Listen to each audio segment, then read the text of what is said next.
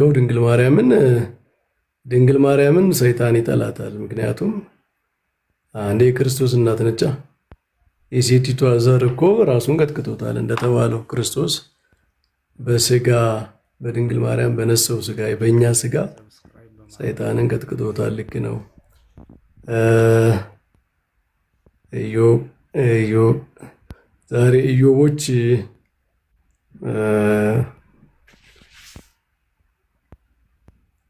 መምህር ኢዮብ እንዴት ነህ? ሰላም ኢዮቦች በዛችሁ እየተባልን እንትን እያልን ነው። እኛም የተለየ ያልተለያየ እያልን እያሰርነው ነው እንጂ በስተናል በጣም።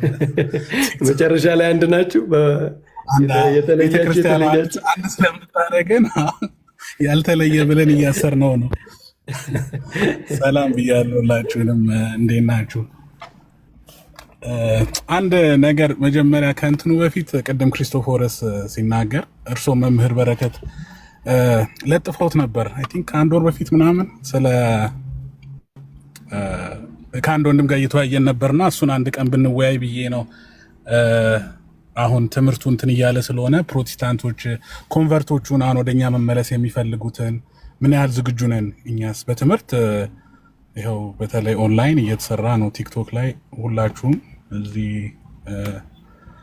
ዕቅበተ እምነት ላይ የሚሰሩ ብዙ እንትን እያሉ ነው። ግን የሚመጡትን እኛ ለመቀበል ሪሴፕሽኑ እንዴት ነው የሚለውን የዛሬ ወር ለጥፈው ነበርና አንድ ቀን ብንወያይበት ደስ ይለኛል። መምህር ከተመቹት ጥሩ አንዳንድ ጥያቄዎችና አንዳንድ ውይይቶች ከውስጥ እንትን ስለሚሉ ጥሩ ሀሳብ ነው። አይ እንወያይበታለን። በጣም ደግሞ ኢምፖርታንት ነገር ነው እና እሱን ላስታውሶት ብዬ ነው። ግን ወደ ቶፒኩ ስንመለስ እንትን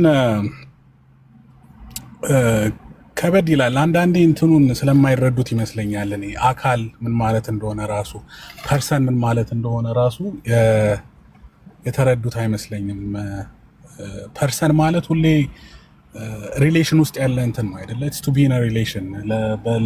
በስላሴ ራሱ አካል ብለን እንትን ስንሰጥ ሪሌሽኑን እያሳየን ነው አይደል? ሪሌሽን ኦፍ አይደንቲቲ ነው። ሰብሲስተንሱ ራሱ ሪሌሽን ነው። አብ ስንል በቃ ወልድ ስላለ ነው፣ መንፈስ ቅዱስ ስላለ ነው። የአብ ቃል የአብ እስትንፋስ እንላለን። ኩነት ላይ ራሱ ያን እናስረዳለን። እና ቱ ቢ አ ፐርሰን ኢዝ ቱ ቢ ኢን ሪሌሽን ሁሌ ማለት ነው። ኢየሱስ ክርስቶስ ደግሞ የሰው ልጅ ሲባል እንግዲህ የማርያም ልጅ ነው። ስለዚህ ያ ሪሌሽኑን እናትነቱን መቼም የእሷን እናትነት መቼም ካንስል ልናደርገው አንችልም፣ ልናጠፉ አንችልም። ቅድም እርሶ ብለውታል። ቤተክርስቲያን ንጉሱ ራሱ ይሄ ኮሚኒየኑ እሱን በጣም የሚያከብር ነገር ነው። ግን አንዳንዴ እዛ ጋር ያለው ችግር የሚመስለኝ የግል አዳኝ ተብሎ ይሄ ኮሚኒየኑን እና ሪሌሽኑን አፕሪሺየት ወይ አይታያቸውም ወይ አፕሪሺየት ማድረግ አይፈልጉም መሰለኝ። እና ያንን ሪሌሽን ፐርሰን ምን ማለት እንደሆነ ራሱ በጣም እንትን ይፈልጋል። ኢየሱስ ብቻ እኔ ብቻ ለእኔ ብቻ የሚል እንትን አለ፣ አቋም ያለ ይመስለኛል። እና ኦልሬዲ ያለቀውን የተፈጸመውን ነገር ከቅድስት ድንግል ማርያም ጋር ቅድስት ድንግል ማርያም ባትኖር ራሱ እኮ ምናምን ይላሉ። ይሄ እኮ ኦልሬዲ የሆነ ነገር ነው። ስፔኩሌት ማድረግ ራሱ አያስፈልግም። በቃ ቅድስት ድንግል ማርያም እናቱ ናት። ከስጋዋ ስጋ ከነሷ ነፍስ ነስቷል። እና ይህን ሪሌሽን አፕሪሺየት አድርጎ ተቀብሎ ሚስጥሩን መመርመር መቼም የማንደርስበት ቢሆንም ሚስጥሩን መመርመር ያንን ሚስጥር አፕሪሺየት ማድረግ የሚያስፈልግ ይመስለኛል። እኔና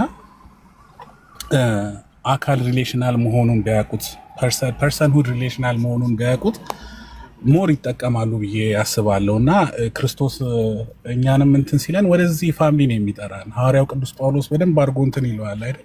የአብርሃም እንትን አብርሃም ለሁለቱም ለተገረዙትም ላልተገረዙትም እያለ አባት ነው እያለ እንትን ይላል። እና ወደዚህ ፋሚሊ ነው ክርስቶስ የሚጠራን፣ ወደዚህ ኮሚኒየን ነው የሚጠራን፣ ወደዚህ ትሪኒቴሪያን ላይፍ ነው የሚጠራን፣ ወደዚህ ቤተክርስቲያን ነው የሚጠራን። እና ሪሌሽኑን በደንብ አፕሪሺየት ቢደረግ አይ ቲንክ የሚታይ ይመስለኛል። ሁለተኛ አንድ ሌላ ችግር ያየሁት የቃል እናት ልንላት አንችልም፣ የስጉ ቃል እንጂ የቃል እናት ልንላት አንችልም የሚባል ፖይንት ያመጣሉ አባቶቻችን። በጣም ጸሎት ሃይማኖቱ ላይ ስናነበው ራሱ ጸሎት ሃይማኖቱን ስንጸልይ ስናምን በአንድ ጌታ በኢየሱስ ክርስቶስ እናምናለን ነው የሚለው። በአንድ ጌታ በቃል እናምናለን ብሎ ከዛ በኋላ ስሙን ቀይሮ ኢየሱስ ክርስቶስ የሚሆን ሌላ እንትን አይደለም። በአንድ ጌታ በኢየሱስ ክርስቶስ እናምናለን የሚል ኢየሱስ ክርስቶስ ዲቫይን ፐርሰን ነው እና ያንን ነገር ብዙ ጊዜ ይረሳል መሰለኝ። ቃል ከዛ ራሱን ቀይሮ ተለውጦ ስጉ ቃል ምናምን የሆነ ይመስላችኋል መሰለኝ። ግን ዲቫይን ፐርሰን ነው ኢየሱስ ክርስቶስ። ኢዝ ዲቫይን ፐርሰን እና ያንን ነገር አንደርስታንድ ቢያደርጉት ሂፖስታቲክ ዩኒየኑን ተዋህዶን ትትና ይጠይቃል። አንዳንዴ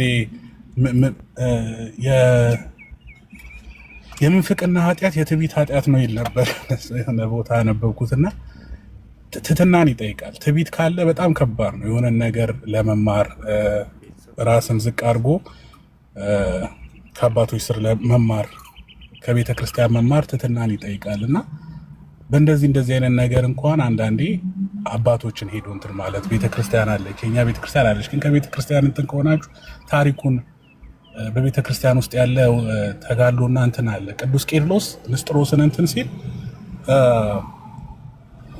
ኒቂያን ይዞ ነው የተከራከረው። እንዲህ በአንድ ጌታ ኢየሱስ ክርስቶስ እናምናለን የሚለውን እንዴት ነው አንተ ፕሮዳክሽን ኦፍ የሆነ ሁለት ፕሮሶፒክ እንትን የምታደርገው ብለው ነው አባቶቻችን እንትን ያሉትና ይሄ በጣም ሊሰመርበት ይገባል ባይ ነኝ። በአንድ ጌታ በኢየሱስ ክርስቶስ እናምናለን እና ኢየሱስ ክርስቶስ ዲቫይን ፐርሰን ነው፣ ስሙን ራሱ እንትን አይልም እና ለዛ ነው። አመሰግናለሁ መምህር፣ እናመሰግናለን በጣም ኦልዌይስ ፕሌዠር እዚህ መማር። ቴንክ ዩ እድሉን ስለሰጣችሁ። እሺ ጆቤ ቃለ ሕይወት ያሰማልን። በጣም ድንቅ መልእክት ነው። በአንድ ጌታ በኢየሱስ ክርስቶስ እናምናለን ነው የሚለው። አሁን ኒቂያ እኛ እኮ ክርስቶስን አንድ ነው የምንለው ከኒቂያ ጉባኤ ተነስተንም ነው። ክርስቶስን አንድ ነው እንለዋለን አይደል? እኛ በተዋህዶ በአንድ አካል አንድ ባህሪ በተዋህዶ ሲንግል ባህሪ ሳይሆን በተዋህዶ ከበረ ሃይፖስታቲክ ዩኒየን በተዋህዶ ምክንያት ኮምፖዚት የሆነ ኔቸር ኮምፖዚት የሆነ አካል ብለን አንድ የምንለው ኒቂያን ይዘን ነው። ኒቂያ አንድ ነው የሚለው አንድ ብሎ ጌታ ደግሞ አሁን ኢዮብ እንዳልከው በአምላክነቱ ነው የሚጠራው። ፍጹም ሰው አይደለም ሳይሆን ግን ያ ፍጹም አምላክ የሆነው ነው ሰውነትን የወሰደው የራሱ ያደረገው የሚለው ነው። ሁለተኛ ኢዮብ በጣም ኢምፖርታንት ነገር አንስተሃል። ምናልባት ብዙ ሰው አይረዳው ይሆናል አንዳንድ ቴዎሎጂካል ተርሞች ስለሆኑ ምናምን። እናንተ ደግሞ ዲያስፖራዎች እንግሊዝኛ ታበዛላችሁ። ስቀል ነው ዲያስፖራ በመሆን ሳይሆን ቴዎሎጂ ያው ብዙ በእንግሊዝኛ አማርኛው እኮ ስለሚይዘን ነው። አንዳንዴ ምን እናገም እርሶ አስተካክሉ። አማርኛ ብዙ ቢነገርበት እኮ ይዳብራል። ቋንቋ በተነገረበት ቁጥር ራሱን ያዳብራል። ግዕዝ አሁን በጣም ሪች ነው ቴዎሎጂካሊ ብዙ አባቶች ብዙ ስለተራቀቁበት እና ሪሌሽናል ነው አለ ኢዮብ። ፐርሰኑድ አካላዊነት ማለት ከሪሌሽን አንጻር ነው የሚታየው። ወደዚያ ነው የጨመረን ክርስቶስ እና ክርስቶስ ራሱ ከኛ ጋር ካለው ከአብ ከወልድ ከመንፈስ ቅዱስ ጋር ካለው በሪሌሽን ውስጥ ነው እንጂ ክርስቶስ የሚታይ ተነጥሎ የሚባል ክርስቶስ የለም። መነጠል የፐርሰኑድን ሀሳብ ማበላሸት ነው የሚለው በጣም ትክክል ነው። ኢዮቤ ግን እስኪ ኢዮብ እንደው ጨምርበት። ይሄ የሞደርን ፐርሰኑድ እሳቤ ፐርሰን የሚለው ራሱ የመጽሐፍ ቅዱስና የፓትሪስቲክ የአባቶች ሳይሆን ዘመናዊ የፐርሰኑድ ዲፊኒሽን ይዘው ነው አይደል? አሁን እነዚህ ሶሻል ትሪኒቴሪያን ምናምን የሚባሉት ፐርሰኑድን ራሱ ፊሎሶፊካሊ በሞደርን ዲፊኒሽኑ ነው አይደል የሚጠቀሙት። አንዱን እንዲስቱ ያደረጋቸው መምህር እሱ ነው። ትክክል። በሶሻል ሳይንሱና ይሄ በሳይኮሎጂ በሳይንስ የዳበረውን ፐርሰንሁድ እውቀት፣ ስሜት፣ ፈቃድ ኢንቴሌክቹዋልን እንትን የሚል ምናምን እንደዚህ በሳይንሱ የዳበረውን ፐርሰንሁድ ይዘው ነው እንጂ አባቶች ጋር ብዙ ቴዎሎጂያኖች አሁን እዚህ እንትን ይላሉ። በቃ ያንን ነገር ላመንት ያደርጋሉ፣ ያለቅሳሉ። ማለት እንዴት ብለን የሆነ አዲስ የተሻለ ቃል ለትውልዱ የሚመጥን ቃልስ እንዴት እናምጣ? ፐርሰን የሚለው ኮንፊውዝ ስለሚያደርግ አሁን ማለት ነው። እና አንድ ቀን ወይስ እንሄድበታለን። ግን ሁለተኛው ዓለም ጦርነት ላይ ነው ካወቅ የርገን ሞልትማን የሚባለው አሪፍ እንትን የጀርመን እንትን ሲገደሉ እነዚያ እንትን ያ ነገር ሀፕን ሲያደርግ እግዚአብሔር እኮ ፐርሰን ነው እና ከህዝቡ ጋር ይሰቃያል እግዚአብሔር። ስለዚህ ራሱን የቻለ እውቀት፣ ስሜት፣ ፈቃድ አለው እና ዘ ክሩሲፋይድ ጋድ የሚል መጽሐፍ ጽፏል። በዛ ነው ይሄን ነገር እንትን ያለው ያዳበረው። እሱ ሲያዳብረው ከዛ በኋላ እነ ዌይን ግሩደን ምናምን መጡ። እነሱ ደግሞ ጭራሽ ፋንክሽናል ሰቦርዲኔሽን በኤሰንስ እኩል ሆነ በፋንክሽን ራሱ ዝቅ ልል ትችላለህ ኮሚኒቲ ውስጥ ምናምን የሚል አመጡ። አሁን እሱ እኛ ጋር ገባ፣ እኛ ሀገር ገባ። ያዘን እንግዲህ መምህር ምን እሱ ደግሞ ፌሚኒዝም ጋር ነው አይደል? ከፌሚኒዝም ጋር እሱ ደግሞ ትዳር ሲያስቸግራቸው እዚህ አይ በባህሪ እኩል ሆነ እኮ መገዛዛት አለ ልክ ወልድ ለአብ እንደሚገዛው ብለው አሁን አዲሱ መደበኛ ትርጉም ላይ አብ የበላይ አስተዳዳሪ ነው የሚሉት። ለዛ ነው ትንሽ ከባድ ነው በጣም። በስላሴ ዘንድ አንዱን መግዛት ካለ አንቺ ያልገዛም የምትይው ከማን በልጠሽ ነው ነዋል? እንደዛ እኩልነት አለሽ ግን መገዛት አለብሽ ነው ዞሮ ዞሮ ለሴቷ።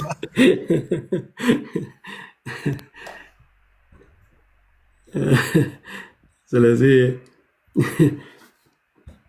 ጥሩ ነው። አየው፣ እናመሰግናለን። እስኪ ብርሃን ረዥም ጊዜ በኋላ ጎራ ብሏል ቤታችን። ከዛ ዲያቆን እስኪያስ ደግሞ ቃለ ምዕዳን አድርጎልን እንፈጽማለን የዛሬው ውይይታችን ማለት ነው።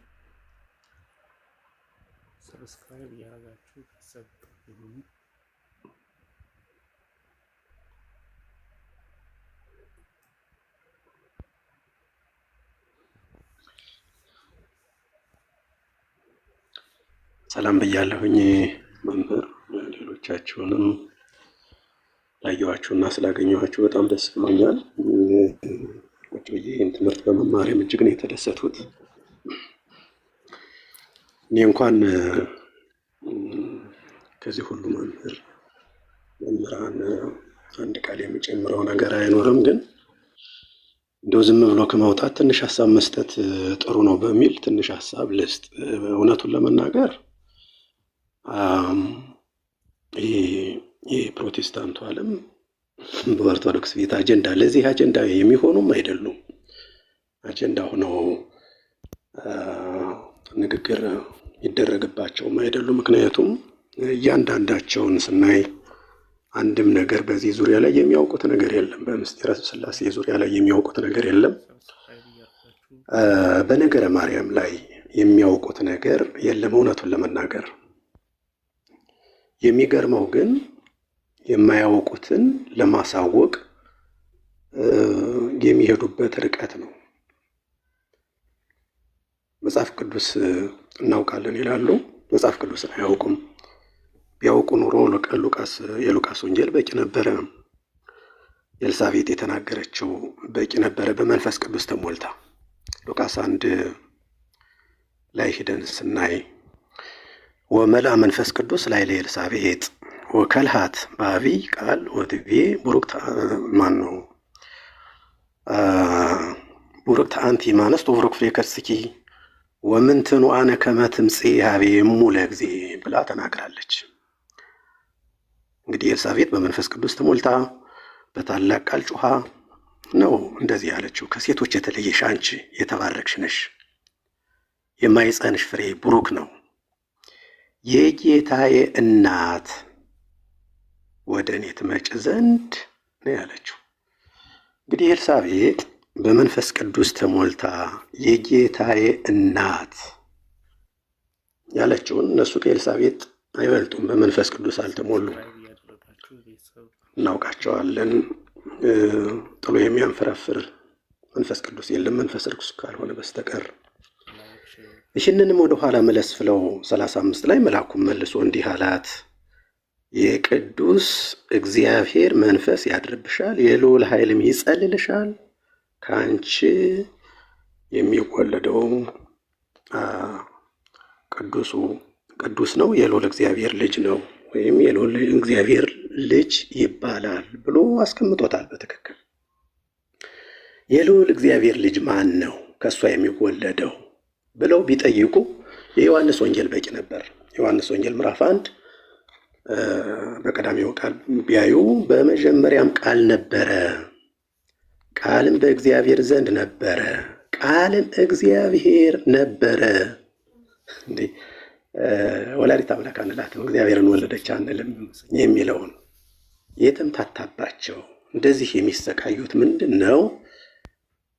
ሶስትነትንና አንድነትን አለማወቅ ነው። ምስጢረ ሥላሴን አለማወቅ ነው። የሚሰቃዩት ያ ነው። የተታለለ ሞኝ ሕዝብ አለ። ትንቢት እውነኑ እውነተኛ ነቢያቶች ናቸው ብለው በሐሰተኛ ነቢያቶች ተታለው ይሄዳሉ። የሐሰተኛ ነቢያቶች መሆናቸውን ሲያውቁ ሐሰተኛ መሆናቸውን ሲያውቁ ደግሞ ወደ ቀደምት ቤታቸው የተመለሱ ብዙዎች ናቸው። እየተመለሱ ያሉ ብዙዎች ናቸው። አሁንም ይቀጥላል። ይሄ መጀመሪያ ኢየሱስን አውቀውታል ወይ ነው።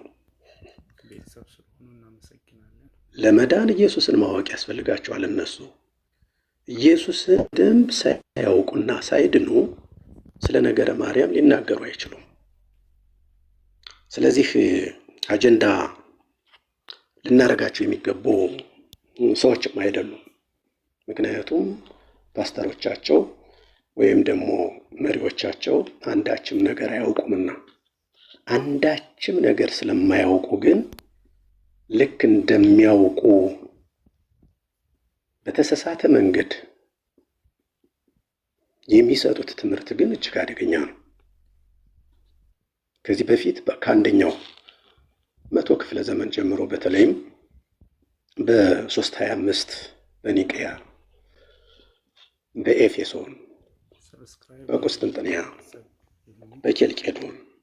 በኬልቄዶን እንኳን ራሳቸው እንኳን የሚቀበሉትን ያለውን የተሰጠውን ውሳኔ እንኳን ፈጽሞ የማያውቁ ሰዎች መርጠው የሚቀበሉ ሰዎች አባታቸውን የማያውቁ ግለሰቦች ናቸው። እውነቱን ለመናገር አባታቸው የተነሱት ሉተር ነው። የሉተርን ትምህርት ፈጽሞ የማይቀበሉ አንዳንዱን ብቻ መርጠው የሚቀበሉ ናቸው። መጽሐፍ ቅዱስ ብቻ ይላሉ። የማርቆስን ወንጌል አይቀበሉትም፣ የዮሐንስን ወንጌል አይቀበሉትም፣ የያዕቆብን መልእክት አይቀበሉትም፣ ሌሎችንም አይቀበሏቸው። ስለዚህ መጽሐፍ ቅዱስ ብቻ የሚሉት እነሱ የትኛውን ነው? መጽሐፍ ቅዱስ ብቻ ሲላሉ ወይ የያዕቆብ መልእክትስ ምንድን ነው የሚለው ተብለው ቢጠየቁ አንዳችም ለተከታዮቻቸው መልስ የላቸው። ስለዚህ እነዚህ ሰዎች አጀንዳ ሊሆኑ የሚገቡ ሰዎች አይደሉም። ግን የሚያደናግሩትን ማህበረሰብ ግን እንደዚህ ሊቃውንት ወጥቶ ሊያሳውቃቸው፣ ሊያስተምራቸው ትክክል አይደሉም ይሄ ነው ብሎ ሊያሳያቸው ይገባል የሚለው ግን ተገቢ ነው የሚል ሀሳብ አለኝ። እጅጉን አመሰግናለሁ። ይብቃኝ። በጣም ይቅርታ ከዚህ ሁሉ ሊቃውንት ፊት መናገሬ። ኧረ ጥሩ ሀሳብ ነው። ብርሃን ቃለ ሕይወት ያሰማልን። ብርሃን ብዙ ጊዜ የሆነን አይደል እዚህ ቤት የተወሰነ ጊዜ ቅኔ ሁሉ እኮ ታበረክትልን ነበር። ረሳ? እውነት ነው። እንግዲህ አንዳንዴ እንደዚህ ሰፋ ያለ ቤት ማነው ጊዜ ሲኖር ከጉባኤ ቃና ጀምሮ እስከ ሙሉ ቤት የሚደረግበት ጊዜ የቅኔ ጊዜ ቢኖር ጥሩ ነው። እሱን እንሞክራለን። አንድ ቀን ጋብዘንማ ቅኔ በቅኔ መመስገን አለብን።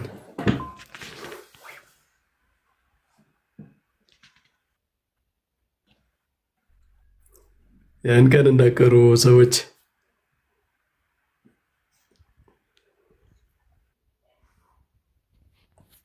ይሰማል አይደል? እሺ ይሰማል። ሰላም ብያለው። ብርሃን መምህር ሕዝቅያስም እንኳን ደህና መጡ። ይቅርታ ያው ብዙ ጊዜያችን ስለሆነ ከተገናኘን ስለ ሰላምታ ያህል ነው። ቅኔ ግን ተዘርፎብኛል ወይስ ተዘርፎልኛል? እዚህ ቤት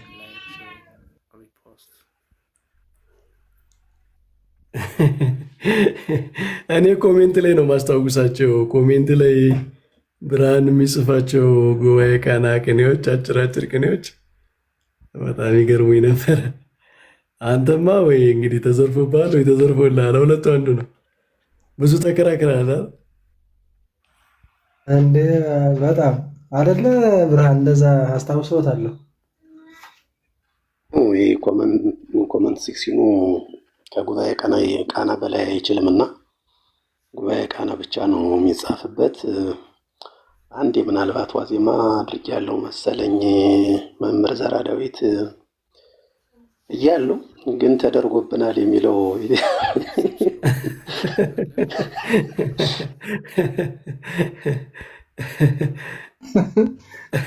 ፍራቻ ነው። አይ ፍራቻ ነው።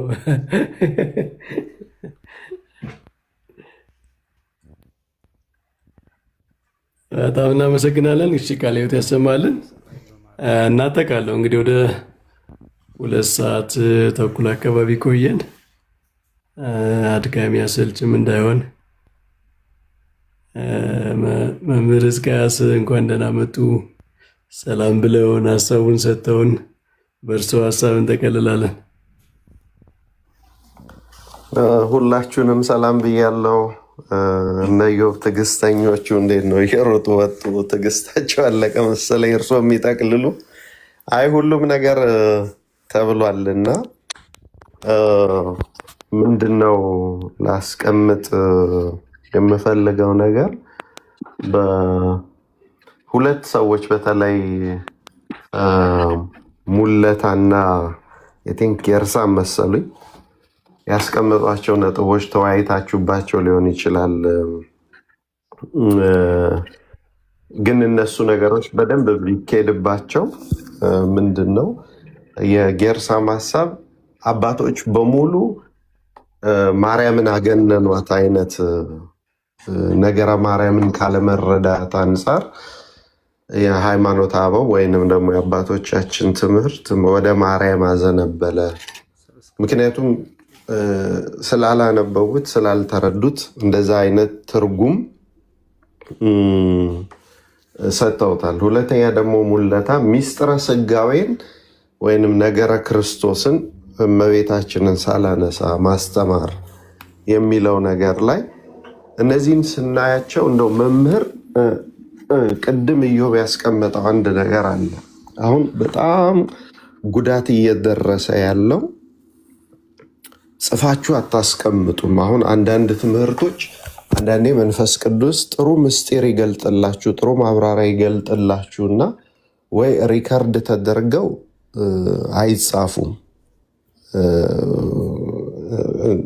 አይጻፉም።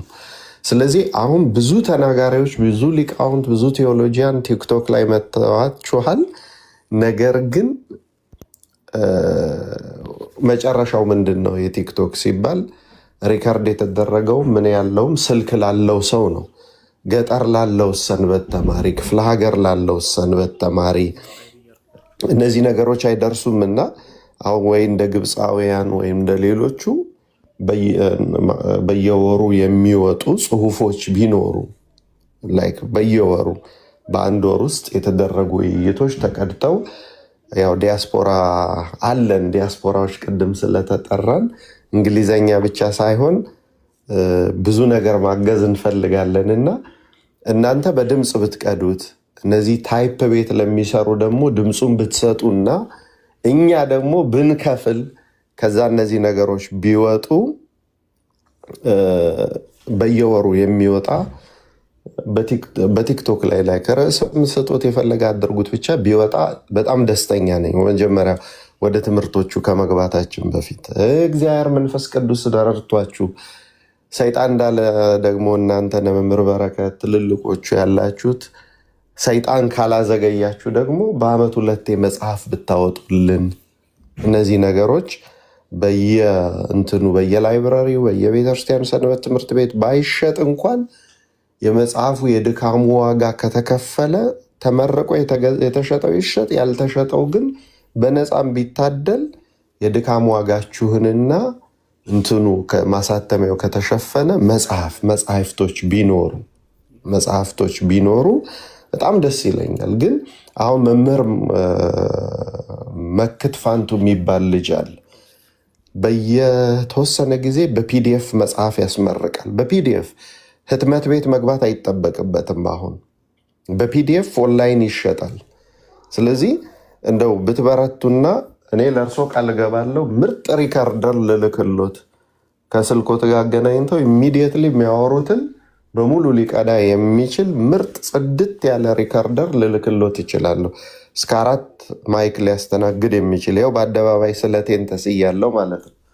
እርሶ ግን በየወሩ መጽሔት ሊያወጡ ይዘጋጁ እና የመጀመሪያው ሀሳብ እሱ ነው። ምክንያቱም የጠላት ምሽግ የፈረሰበት አሁን ብትንትናቸው ወጥተዋል። በቃ ኢዮብ ዘሚካኤል የተናገረው ትንቢት 10 ዓመት ነበረ፣ 2 ዓመትም ሳይሞላው ብትንትናቸው ወጥቷል። እንደዚሁ እንደደቀቁ እንደዚሁ እንደፈረሰ እኛ የተበሉትን መንጋዎች ማስመለስ የምንችለው በጽሁፍ ይሆናል ማለት ነው። በተለይ ክፍለ ሀገር ነው ብዙ ሰው የተበላብንና ያንን ለማድረግ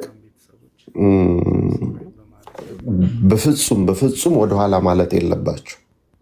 በፍጹም አሁን እዚህ እንግሊዘኛ ተማሪዎቻችንን በምን እንዳዳንን ባሳዩት በጣም ነው የሚገረሙት። መምህር አንድ መጽሐፍ ምን ያህል ጉልበት እንዳለው ቢያዩ፣ አሁን ይሄ መጽሐፍ እርግጠኛ ነኝ ይኖሮታል ብዬ ተስፋ አደርጋለሁ። ዘ ክሪድ ፖፕ ሽኖዳ የጻፉት መጽሐፍ ነው። ይሄ መጽሐፍ ማለት ነው ሙሉ ጸሎተ ሃይማኖትን በመጽሐፍ ቅዱስ ማስረጃ ሚስጥረ ስላሴ፣ ሚስጥረ ስጋዌ፣ ደ ክሪድ ይሄ መጽሐፍ ነው የኛ እዚህ የሚወለዱትን ልጆች ያዳንልን በስነ ስርዓት። በቃ ሙሉ ጸሎተ ሃይማኖት እንግዲህ ተመልከቱ። አንድ ጸሎተ ሃይማኖት አንድ መጽሐፍ ወጥቶታል። አንድ ጸሎተ ሃይማኖት ስንት ገጽ ያለው ስንት ፔጅ ያለው መጽሐፍ ወጥቶታል መሰሎት? 115 ገጽ ያምናለሁ እኔ 115 ገጽ ወጥቶታል አንድ ጸሎተ ሃይማኖት። ስለዚህ መጽሐፍ ሊቃውንት ስማኮን እንደጻፉበት አይነት ማለት ተንከተማውን ጸሎተ ሃይማኖት ላይ የተመሰረተ አይደል? እንደዛ ማለት ያ እንግዲህ አንድ ቤተክርስቲያናችን መንፈስ ቅዱስ አላት የምንለው በዚህ ምክንያት ነው። አንድ ጸሎተ ሃይማኖት አንድ መጽሐፍ መሆን ከቻለ ነገረ ማርያም ስንት መጽሐፍ ሊወጣ ይችላል? ነገረ ማርያም ንጽህናዋ፣ ቅድስናዋ፣ የአምላክ እናት መሆኗ፣ ከፈጠራም በላይ ከፈጣሪ በታች መሆኗን አንድ የባህር ዳር የጉባኤ ቤት መምህር ነበሩ ግሸን ያገኘዋቸው እና ከፍጡራን በላይ ከፈጣሪ በታች ምንድነው ማስረጃችን ተብለው ተጠየቁ እና ሲመለሱ አንድ ሰው አምጣ አሉ። ነቢይን የሚመስል ብዙ ነቢይ አለ፣ ሐዋርያ የሚመስል ሐዋርያ አለ፣ መልአክ የሚመስል መልአክ አለ። እመቤታችን የሚመስል አንድ ሰው አምጣ አሉ። ከየት ይምጣ? በምን የሚመስላት? ንጽህናዋን፣ ቅድስናዋን፣ ሁሉንም ነገር ተውና አምላክን የወለደ አንድ ሰው አምጣ አሉ። ከየትም አይመጣም። ይሄ ብቻውን ከፍጡራን በላይ ካደረጋት፣ ከፈጣሪ በታች ካደረጋት ነገረ ማርያም ቢጻፍ ብቻውን ነገረ ማርያም ስንት መጽሐፍ ይሆናል ማለት ነው። እዚህ አትጠብቁ 600 500 ገጽ ያለው ሚስጥር እስኪካተት ምናምን ባትጠብቁ። እኛ ጊዜ ስለሌለን አሜሪካ መሮጥ ነው፣ አውሮፓ መሮጥ ነው። ግን እናንተ ቢያንስ ዕዳ ያላደከመው አይምሮ አላችሁ፣ ዕዳ ያላደከመው አይምሮ። ስለዚህ ፒዲኤፎች በየወሩ ቢወጡ ማድረግ የሚጠበቅባችሁ እንደ ድሮ ቁጭ ብላችሁ ራሳችሁ አርማችሁ ነው። አራሚዎች ሞልተዋል፣ ጸሐፊዎች ሞልተዋል። ኢትዮጵያ ውስጥ የኢትዮጵያ ቤተክርስቲያን ከመንግስት በላይ ስራ መፍጠር ትችላለች። በዚህ ዘመን ነው የምሉት። ከመንግስት በላይ ለወጣቱ ስራ መፍጠር ትችላለች። ታይፕ ቤት በሉ ኮምፒውተር ቤት ተከፍቶ የተቀዱትን ቲክቶኮች እንኳን እየተመረጡ አሁን አፖሎጂን የመሰሉ ወንድሞች ተነስተዋል። የተመረጡትን ምንፍቅና ከነምላሾቻቸው ታይፕ ለሚያደርጉ ልጆች ቢሰጡ፣ ታይፕ የሚያደረጉ ልጆች በዶላር ቢከፈላቸው አሁን እኛ ጋር አሉ ሊቀጠበብ ተክሌ ሲራክ የሚባሉ በወር 50 ሺህ ብር ወጪ ያወጣሉ። የኢትዮጵያ 50 ሺህ ብር ለምን? ለቪዲዮ የሚቀርጽላቸው ኤዲት ለሚያደርግላቸው ሰው፣ እንደገና ለሊቃውንቱ በሰዓት ከፍለው የሚፈልጉትን ያሬዳዊ ነገር ያስቀዳሉ። እንግዲህ አስቡ፣ ለ4-5 ሰው ስራ ፈጠሩ ማለት ነው። ከዚህ መሄደው ግን $200 ምናምን ነው በወር እና ስራም መፍጠር እንችላለን፣ ስራም መስራት እንችላለን።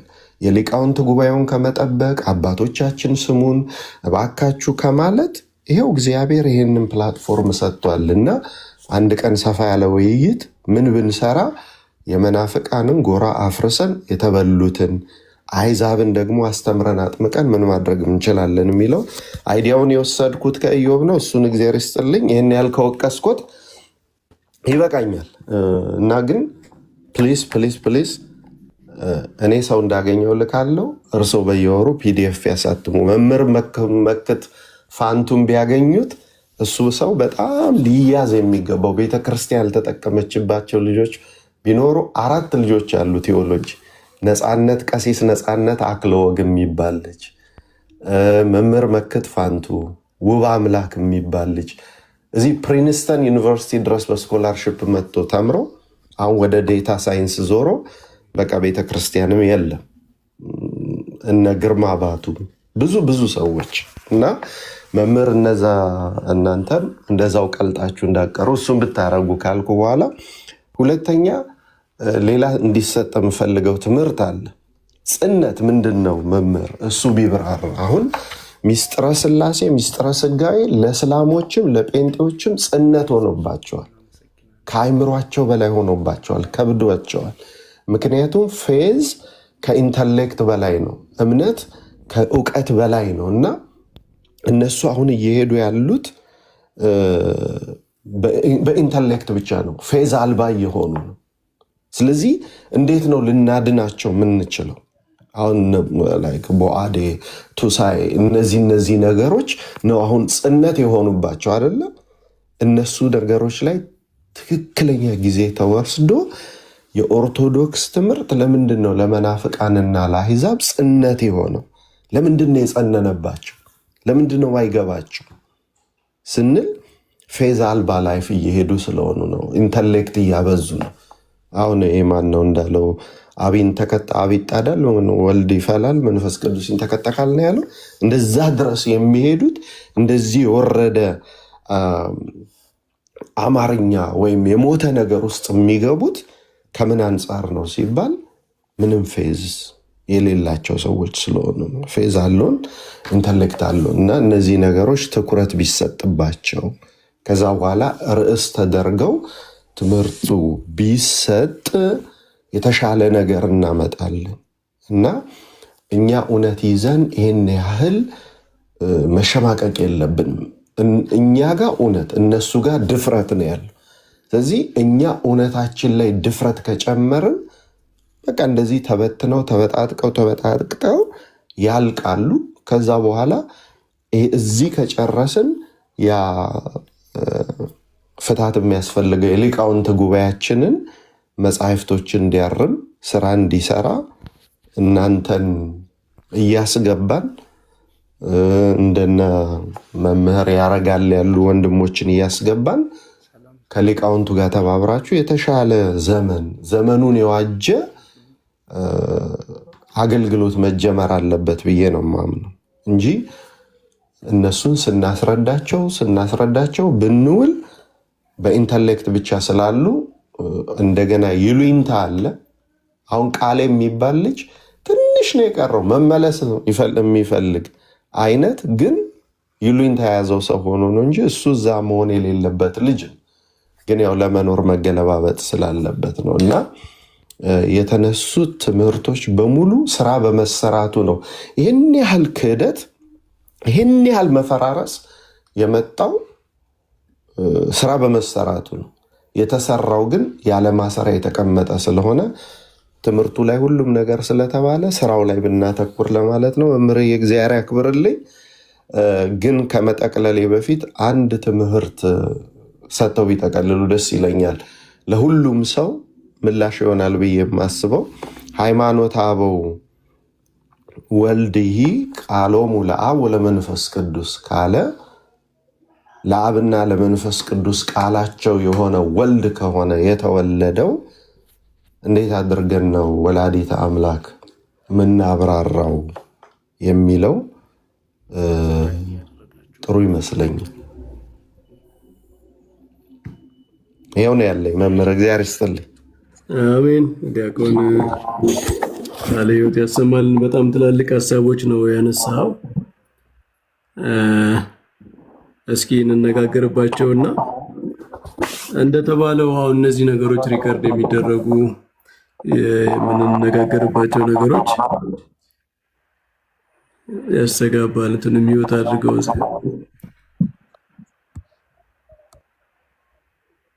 እነሱን ነገሮች እስኪ እንነጋገራለን። እንዴት ማስቀጠል እንችላለን፣ ወደዚያ ደረጃ ማደግ ይችላሉ የሚለውን ነገር እስኪ በደንብ ያው ትንሽ ከዚህ ከፍ ያለ ስራ ይጠይቃል። በደንብ ከዚህ የተሻለ ሪፈረንሶችን መጽሐፍቶችን ሁሉ አዘጋጅተን መነሻ ጥሩ ነገር አቅርበን ሀሳብ የሚሰጡ ሰዎችም ተዘጋጅተው እንደው ራንደምሊ ዝም ብለን ገብተንም ብቻ ሳይሆን ጉዳዩ ቀደም ብሎ ከ3 ከ4 ቀን ወይ ከአንድ ሳምንት በፊት ተናግረን ሰዎች እንዲዘጋጁበት አድርገን ከዚያ የሚወጣው ነገር እንዳልከው ዝም ብሎ አየር ወስዶት ከሚቀር እንደው ምናልባት የተወሰነ ሰው የሚጠቅም ከሆነ ወደዛ ደረጃ የሚያድግበት ነገር ካለ በጣም በደስታ ነው የምናደርገው። እንግዲህ እግዚአብሔር እስኪ መንፈስ ቅዱስ ሀሳቡን እንዳመለከተን ደግሞ የምንሰራበትን ኃይል ይስጠን። የተቀደሰ ነገር ነው። ያው አንድ ነገር እንደዚህ ከሀሳብ አይደል የሚጀምረው፣ ሀሳብ ከዚያ ወደ ስራ ይሄዳል፣ ከፍ እያለ ይሄዳል ማለት ነው እና በጣም ጥሩ ሀሳብ ነው። በጣም ጥሩ ጥሩ ወንድሞች አሉ። እዚህ ደግሞ እነ ኢዮብ አሉ።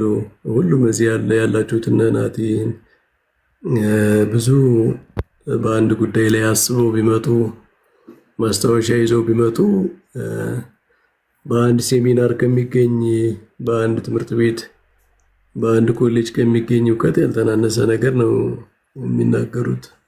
ብዙ ጥናት ብዙ ጊዜ በንባብ የሚያሳልፉ ስለሆኑ ማለት ነው እና ጥሩ ነገር ነው። እስኪ ዲያቆን ያስፈጽመን። እኔ በጣም በደስታ ነው የተቀበልኩት ሀሳቡን። እስኪ እንነጋገራለን ከአንተም ጋር በውስጥ ወልድ የአብና የመንፈስ ቅዱስ ቃላቸው ነው። ስለዚህ ወልድን ወላዲተ ቃል ከተባለች አብን መንፈስ ቅዱስም ሰው ሆኖ ለምንድን ነው የማይባለው የሚል ነው ዲያቆን የጠየቀኝ አይደል? በተለይ ወልድ ይሄ ቃሎሙ ለአብ ወለመንፈስ ቅዱስ ነው ያለው እና አሁን ለአብና ለመንፈስ ቅዱስ ቃላቸው የሆነው ወልድ ነው ከሷ የተወለደው ካልን የተለየ አካሉን ብቻ ይገልጻል ወይንስ የአብና የመንፈስ ቅዱስ ቃላቸው ከተወለደ እነሱ በዛ ውስጥ ድርሻው ምንድን ነው? በክርስቶስ መወለድ ውስጥ ድርሻው ምንድን ነው? አሁን ይህንን ላልተረዳ ሰው ይጸንበታል አይደለም? አባቶቻችን ያብራሩት ይህንን ነገር ልክ ነው። አሁን ይሄ ምንድነው? ስለ ኩነት ባይዘቦይ በጣም አድቫንስድ የሆነ ትምህርት ነው። በሚስጥረ ሥላሴ የኩነትን ትምህርት መረዳት ከበድ የሚል ነገር አለው። ምክንያቱም ይሄ ፔሪኮሬሲስ የሚባል አስተምሮ አለ፣ የሥላሴ ባህርያዊ ተዋህዶን የሚገልጽ። አሁን ሌሎቹን ነገሮች ስንናገር ለምሳሌ ልጅነት፣ አባትነት ብለን ስንናገር እነዚህ የግብራት ውሳጣዊ ግብራት የሚባሉት አባት፣ ወልድ፣ ልጅ መወለድ ምናምን ስንል ሼር የሚደረጉ የሚጋሩት አይደለም፣ የሚለያዩ ናቸው። ዲስቲንክት የሚያደርጓቸው ናቸው አካላቱን ማለት ነው። ስለ ኩነታት ግን ስንናገር የሚለዩ ብቻ ሳይሆን የሚያዋህዱም ናቸው። የሚያዋህዱም ብቻ ሳይሆን ደግሞ የሚለዩም ናቸው። ስለዚህ አሁን ኩነት ቃል ስንል ወልድ በቃልነቱ ቃልነት መታወቂያው ነው በፐርሰኑ ማለት ነው። ግን በሱ ብቻ የሚቀር አይደለም። በሱ ቃልነት በአብም በመንፈስ ቅዱስም ያለ ነው። ስለዚህ ኩነት ይለያልም ያዋህዳልም። የውሳጣዊ ግብራት ግን የሚለያዩ ዲስቲንክት የሚያደርጉ ናቸው። ስለዚህ ወልድ በተለየ አካሉ ቃል በተለየ አካሉ ስጋ ሆነ ስንል ቃልነት የሚያዋህድ ብቻ ሳይሆን ወልድን በአካል የሚለየውም ነው፣ ደግሞ እንደ ፐርሰን የሚለየውም ስለሆነ ማለት ነው። ስለዚህ ፐርሰኑን ነው የሚያመለክት። ያ የወልድ ሁለተኛው ፐርሰን የሥላሴ ሁለተኛው ፐርሰን ቃል የሚል የከዊን ስም አለው። ልጅ የሚል በውሳጣዊ ግብር በኢንተርናል ፕሮፐርቲ ነው። ይሄ በሥላሴ ዘንድ ኢንተርናል ፕሮፐርቲ ማለት በሥላሴ ዘንድ ያለ ከፍጥረት ጋር ያልተገናኘ ማለት ነው። የአብ መውለድ የወልድ መወለድ ቅድም ያልነው በዛ ወልድ ያልነው በኩነት ደግሞ ቃል ስንለው ስቲል ፐርሰኑን ነው እየተናገርን ያለ ነው። ቃል በሚለው በከዊን ስሙ ስንጠራ ግን ፐርሰኑን ብቻ ሳይሆን ሪሌሽናሊ ራሱ የአብም የመንፈስ ቅዱስም ቃላቸው ነው የሚለውም ደግሞ እናስተላልፋለን። ግን ስቲል ቃል ስንል ያ ፐርሰን ነው የሚጠራበት። የአብም የመንፈስ ቅዱስም ቃላቸው ይሁን እንጂ ፐርሰኑ ግን የተለየ ነው። አካላዊ ቃል ነው። እንደ ፐርሰን አብም አይደለም፣ እንደ ፐርሰን መንፈስ ቅዱስም አይደለም።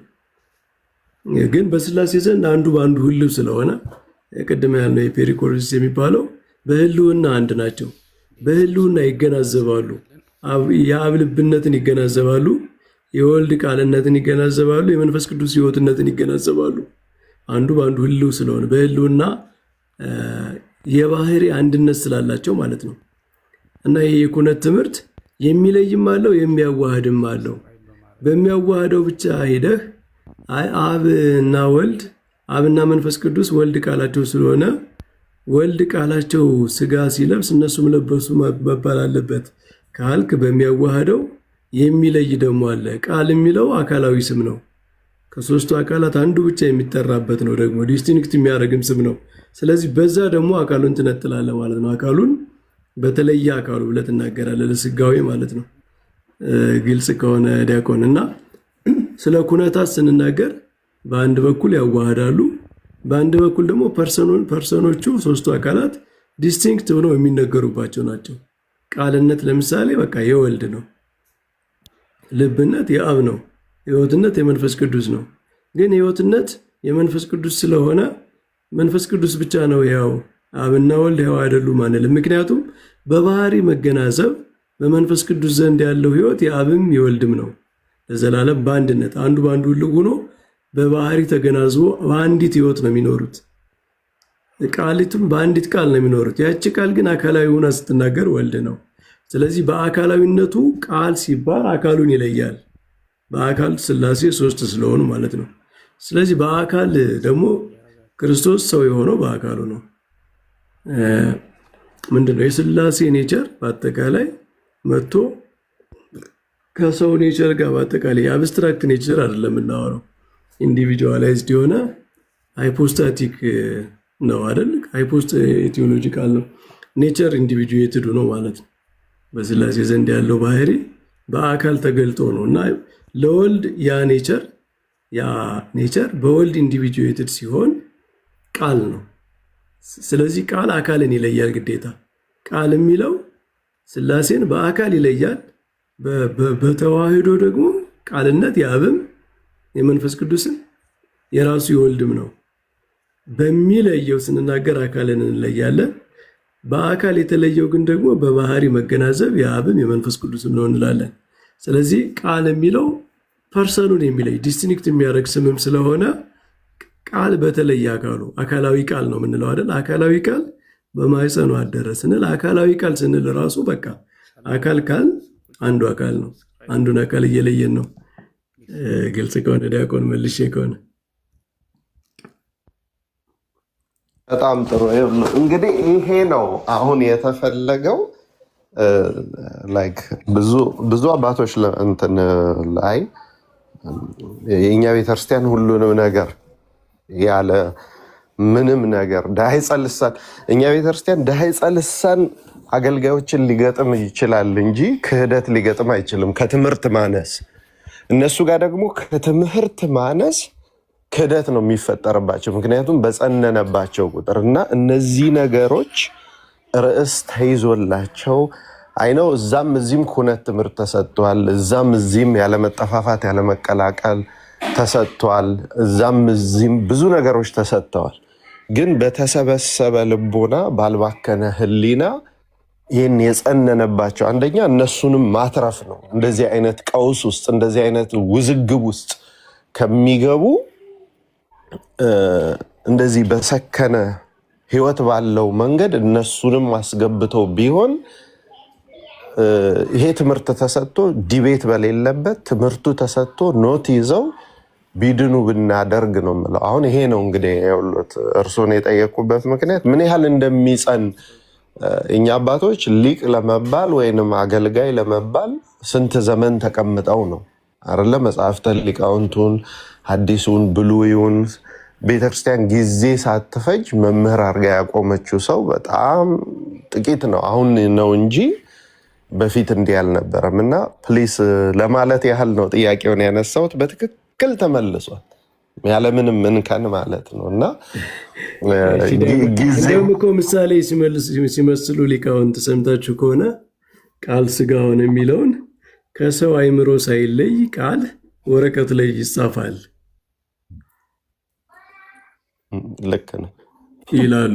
ወረቀት ላይ ስጽፈው እንትን ይሆናል፣ በቃ የሚታይ የሚዳሰስ ይሆናል። ግን ያ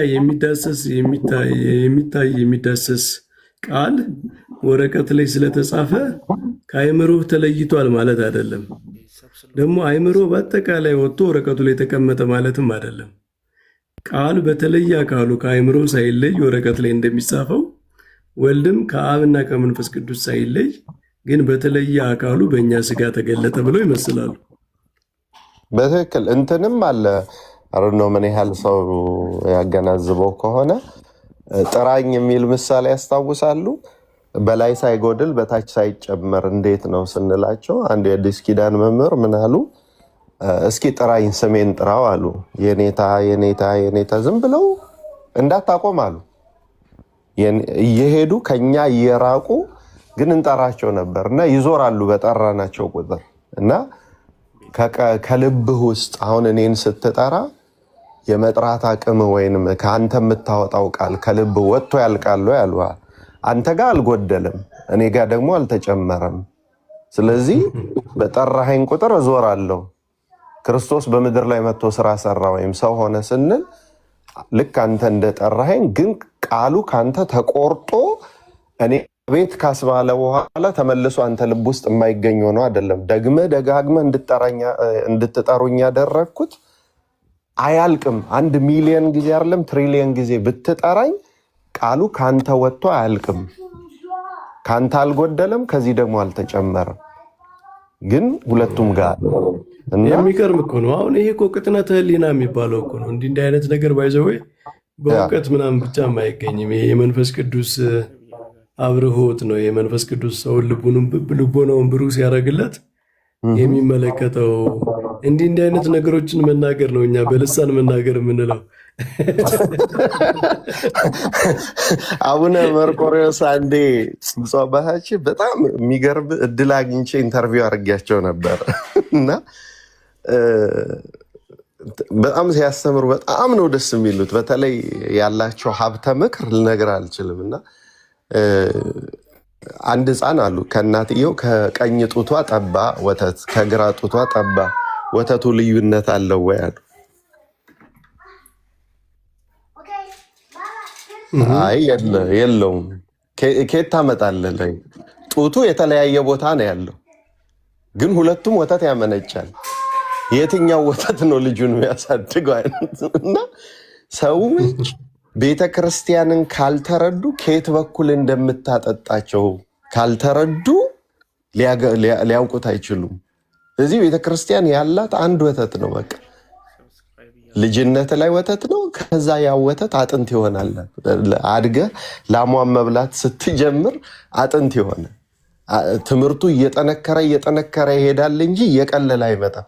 እና ቤተክርስቲያንን ለማወቅ እንዴት ነው 38 ዓመት የአብነት ትምህርት ይፈጃል፣ እንዴት ነው ይህን ያህል ዘመን ይፈጃል የሚባለው ነገር እንደው እርሶ በመንፈሳዊ ብዙ ረቃው ይሄደዋል ስንላቸው አይ የቤተክርስቲያንን ትምህርት ብናቅ እንኳን ያወቀው የሰማው መመነን ነበረበት ከጥልቀቱ የተነሳ እና ቃለ እግዚአብሔርን ስታስቡ ቤተክርስቲያን ከግራ ጡቷ ማጠጣች፣ ከአብነቱ ማጠጣች፣ ከቴዎሎጂው ማጠጣች፣ ያው የሚወጣው ወተት ነው አሉ እና በጣም መቼም ያርሰው ዋናው ከእውነተኛ ላም መጠጣት ነው። በቃ እናትየው አንድ ናት አሉ። እናትየው አንድ ናት፣ ጡቶቹ ሁለት ናቸው አሉ። በጣም ደስ የሚል ነገር ነው። በጣም አባቶቻችን በእውነት እና ከግራውም ጡት ጠባ ከቀኙም ጡት ጠባ። ትክክለኛ ጡት ያለው አንዲቷ እናት ላይ ነው እንጂ ሌላኛዋ እናት ላይ የለም። በጣም ደስ የሚል ነገር ነው። እኔ ከጥናተ ሕሊና የሚለው የሊቃውንት በጣም ነው የሚገርመኝ። ነገራችን ላይ አንዳንድ የሚናገሩት ነገር ስታይ ማለት በጣም ሰብሊም በጣም ከፍ ያለን ነገር በሆነች ምሳሌ ጣል አድርገዋት ይሄዳሉ እና ይሄ በጣም መንፈስ ቅዱስ ሰው በመንፈስ ቅዱስ ልቡ ብሩህ ሲሆን በተለይ በጣም እነዚህ ሊተርጂካልም ስለሆኑ በቅዱስ ቁርባን በቅዳሴ ምናምን የሚውሉ የሚኖሩ ሰዎች ነባቢ ያደርጋቸዋል እግዚአብሔር። በቃ ምንድነው ቅዳሴ ላይ ያለ አይደል ስለ ቁርባን ስለ ቅዱስ ቁርባን ሲናገር ምን ይላል? ለልቡና ለሕይወት ወለስርየተ ኃጢአት ይላል። ለልቡና ቅዱስ ቁርባን ለልቡና ነው ማለት በእውነት ንስሐ ገብቶ ለሚቀበሉ ሰው ልባቸውን ብሩህ ያደርጋል። እንደውም ምንድነው በልሳነ ነፍስ ያናግራቸዋል ነው አይደል የሚለው ትርጓሜው። በልሳነ ነፍስ ያናግራቸዋል ማለት በጣም ድንቅ ነገር እንዲናገሩ ያደርጋቸዋል። ምክንያቱም ቃልን ነው የተመገቡት፣ ስግው ቃልን ማለት ነው። ያ ጥበብ የእግዚአብሔር ጥበቡን ነው የወሰዱት። የእግዚአብሔር ጥበብን ወስደ ጥበብ አለመናገር አችልም። የእግዚአብሔርን እውቀት የተባለ ክርስቶስን የእግዚአብሔር ቃሉ የተባለ ክርስቶስን ወስደህ ተቀብለህ ጠቢብ አለመሆን አችልም። በቃ ክርስቲያን ሁሉ ባይዘወይ በተሰጠው ጸጋ ከኖረ ጠቢብ ነው። እኛ ክርስቶሳውያን ክርስቲያኖች ጠቢባን ነን፣ ከእኛ የተነሳ ሳይሆን ከክርስቶስ የተነሳ ማለት ነው። እና በአባቶቻችን የምናየው ጥበብ በንግግራቸው በፈሊጣቸው እንደው በጣም ሲምፕል የሚባሉ እንደው ያልተማሩት እንኳ የሚባሉት አንዳንድ የሚናገሩትን አስተሳሰባቸውን የሚሰጡትን መልስ ምናምን ስታይ በእውነትም መንፈስ ቅዱስ በዘመናችን ሁሉ እንደሚሰራ ቤተክርስቲያንን በጥበብ እንደሚያኖራት የሚያሳይ ነገር ነው። ዲያቆን ቀልዳቸው ሁሉ ነገራቸው በጣም ለዛ ያለው። እኔ አንድ የልቡና ችሎት መጽሐፍ ላይ አንድ ማስታውሰው አባት አለ። ለሙስሊሞች ሲመልስ መስቀልን ታመልካላችሁ ብሎ ይከሳሉ ሙስሊሞች። መጽሐፉን ያነበባችሁ ታስታውሱታላችሁ። እና መስቀልን ታመልኩታላችሁ እናንተ ክርስቲያኖች ለመስቀል ትሰግዳላችሁ ምናምን ይላሉና መልስ ሲመልስላቸው ምን ይላል? እንደው ለመንበለክ አሁን መስቀልን የሚፈልግ ማን አለ ይላል። መሞቻ እኮ ነው።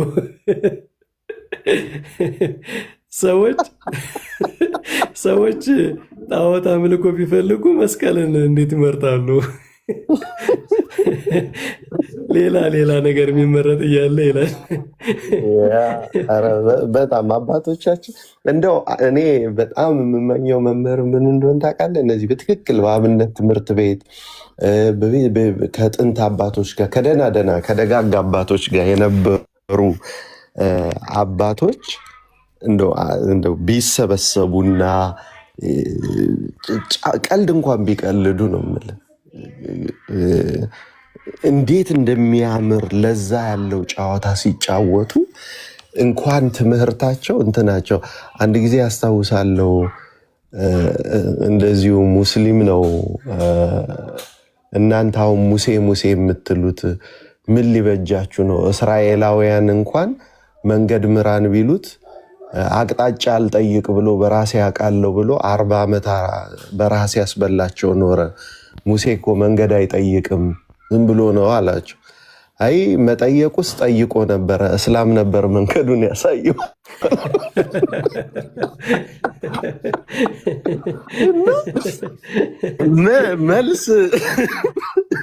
መልስ አያጡም ነው የምልህ። ምንም መልስ አያጡም። ሰውየው ግን ከባድ ሰው ቢሆን ስለዚህ በሙሴ ዘመንም እስላም ነበረ ማለት ነው ብሎ ይመልስ ነበር። ግን ያው የምትመልሰው መልስ ለእነሱ ስለሆነ ከየት እንደሚመጣላቸው ብቻ መንፈስ ቅዱስ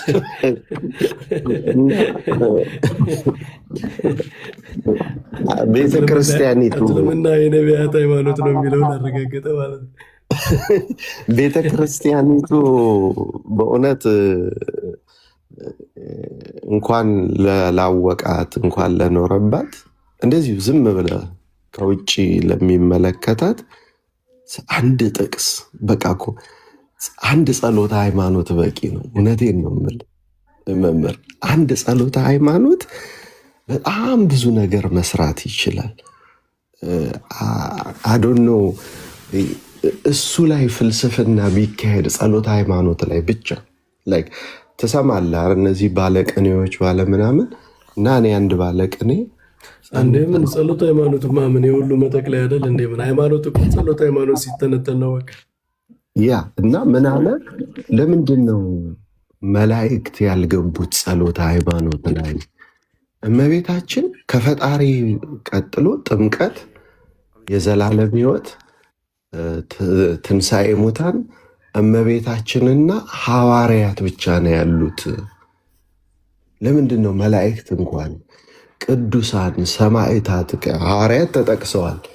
ከዛ በኋላ ያሉ ለምንድን ነው እዚህ ጋር በአብ ጀምሮ በትንሣኤ ሙታን ለምን ጨረሰው? ማርያም ደግሞ በቃ መሀል ላይ ለምን ገባች? ለምንድን ነው ይሄ የሆነው? ይህንን እንኳን ያላነበበ ሰው እንዴት ነው መጽሐፍ ቅዱስ አውቃለሁ የሚለው?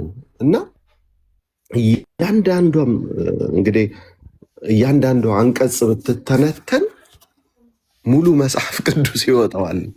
ያንን ማብራራት ብቻ እና ወናምን በአቲ ቅድስት ቤተክርስቲያን የሚለው ውስጥ እኮ በቃ ቅዱሳን ብሎ ይገባሉ።